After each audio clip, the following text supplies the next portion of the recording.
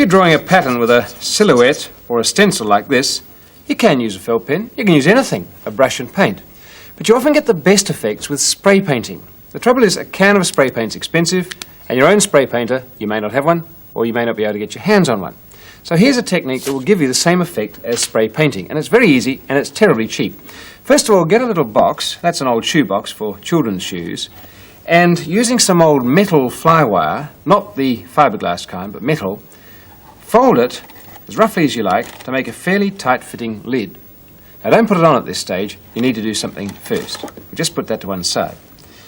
The thing we have to do is to cut some pieces of paper that just fit inside there, just like that. You can see it's hugging the bottom like that. And onto that, put whatever thing you want to have a silhouette of. In this case, a leaf. Put it in the middle. Make sure it's folded down so the bits aren't sticking up in the air. I'll tilt it up so you can see what it's looking like. It'll be in the position that one's in there. Okay, drop it down, check it, and then put on the lid. You can see that if it's fairly tight fitting, the middle section is going to be stretched rather like a drum skin on top of this box, and that's ready to go. Now for the paint, the best thing you can use is powder paint. It flips off the brush you're going to use very easily, and it's quite simple to use and it's cheap. Mix it up and keep it fairly wet. All you have to do, of course, is to add water to powder paint, and it does a very good job. And you can use for the flicker either a toothbrush or a nail brush. And I think the nail brush is better because it's got longer bristles and there's a bigger area. Whatever you do, don't get it too loaded. Just dip it in the paint so that the ends of the bristles are wet, but it doesn't fill all the bulk of the brush with paint. Then it doesn't go into globs. Then all you have to do is to stand back a bit, put on old clothes perhaps, and brush it over the surface of the wire. That flips little bits of paint off onto whatever is underneath, and you just keep working so that the whole thing is covered.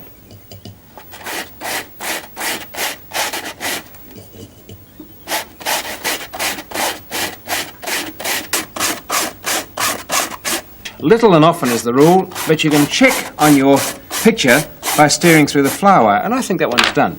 Take the lid off, and if I tilt it up carefully, you'll be able to see what it looks like. The paint has splattered all over that, and it's stuck to the leaf and the paper.